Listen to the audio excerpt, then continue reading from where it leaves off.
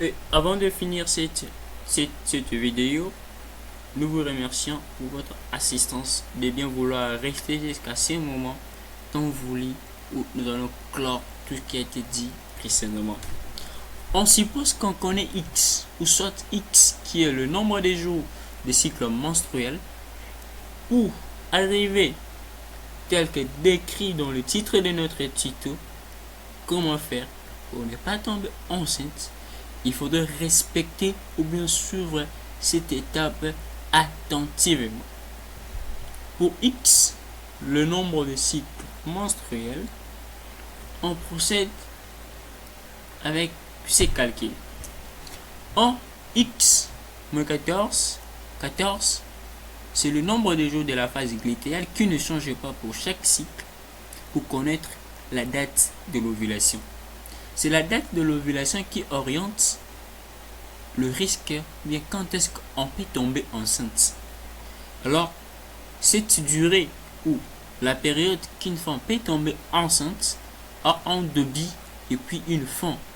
Pour connaître le jour de début avec le risque de tomber enceinte, on fait X moins 14 moins 5, soit X moins 19. Et puis pour connaître le jour de fin avec le risque qu'elle est tombée enceinte, on fait X moins 13.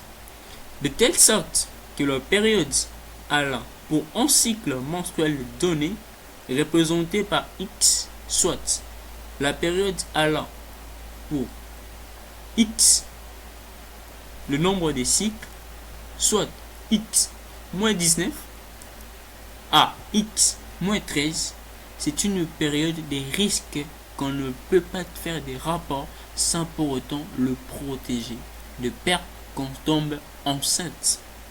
Merci et prenez bien soin de vous car votre santé ne dépend que de vous. Alors, pour ce faire, il suffit tout simplement de connaître son cycle menstruel, d'établir son calendrier, de pouvoir représenter pour le mois donné son cycle menstruel.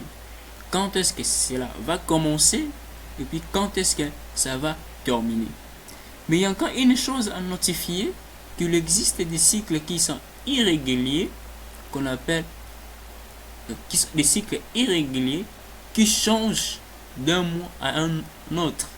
Ça peut arriver qu'au mois d'avril, le cycle a présenté 28 jours. Arrivé au mois de mai, le cycle chute à 24 jours. Alors, pour arriver à ce point ici important, il serait mieux d'utiliser les cycles le plus extrême ou bien le plus long lorsqu'on a un cycle menstruel irrégulier. Et à suivre la même rubrique pour arriver à calculer bien, à connaître la période de risque de tomber enceinte. Alors je disais, il suffit juste de faire un calendrier qu'on connaît bien son X, qui est le nombre de jours de son cycle menstruel.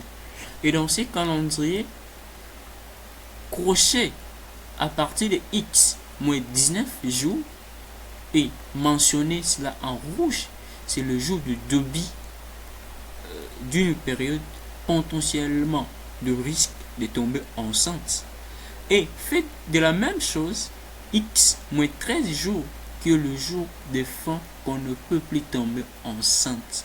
Ainsi, essayez un peu d'arracher cette période de jours avec les stylos rouges et mettez-vous en tête que durant cette période, vous ne pouvez non plus avoir de rapports non protégés de peur que vous ne tombiez enceinte. Restez branchés et n'hésitez pas de vous abonner ainsi que d'activer la cloche de notification pour recevoir encore plein d'autres tutos sur la même matière. Veuillez passer une excellente fin d'année. Je vous souhaite mes meilleurs vœux. À bientôt. Bye bye.